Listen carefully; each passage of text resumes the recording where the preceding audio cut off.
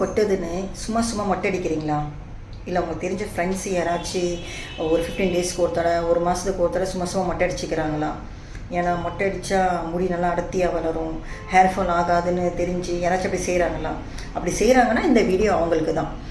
Actually முடி மொட்டை அடிக்கிறதுனாலலாம் இந்த ஹேர் ஃபால் ஆகுது, ஸ்டாப் ஆகிறது, இல்லை முடி அடர்த்தியாக வர்றது, இதெல்லாம் கம்ப்ளீட்லி ஃபேக் நியூஸுங்க. அப்படிலாம் எதுவுமே கிடையாது. ஆக்சுவலி என்ன ஆகும்னா, மொட்டை அடித்ததுக்கப்புறம் நம்மளோட அந்த பேஸ் ஹேர் ஸ்டார்டிங் க்ரோ ஆகுதுல்ல, அந்த பேஸ் ஹேர் அது வந்து கண்டிப்பாக குவாலிட்டியாக டென்சிட்டியாக தான் இருக்கும்.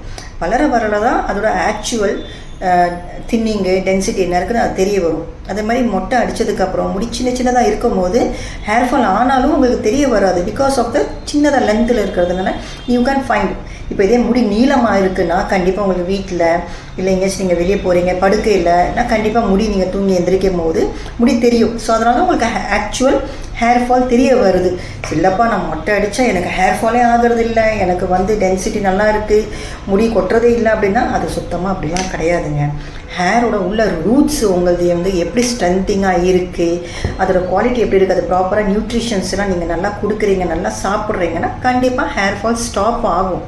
பட் நீங்கள் மொட்டை அடிக்கிறதுனால உங்களுக்கு ஹேர் ஃபால் ஸ்டாப் ஆகிடுச்சு, குவாலிட்டி நல்லா இருக்குதுன்னா இட்ஸ் கம்ப்ளீட்லி மித். அதெல்லாம் போய் அதெல்லாம் நம்பாதீங்க. இதனால் நீங்கள் மாதம் மாதம் மொட்டை அடிச்சுட்டு சுத்த வேண்டாம். இல்லை இன்னும் உங்களுக்கு கிளியராக உங்கள் டவுட் கிளியர் ஆகணும்னா ஃபேஸ் வேல்யூ காண்டாக்ட் பண்ணுங்கள். We will help you. Take care.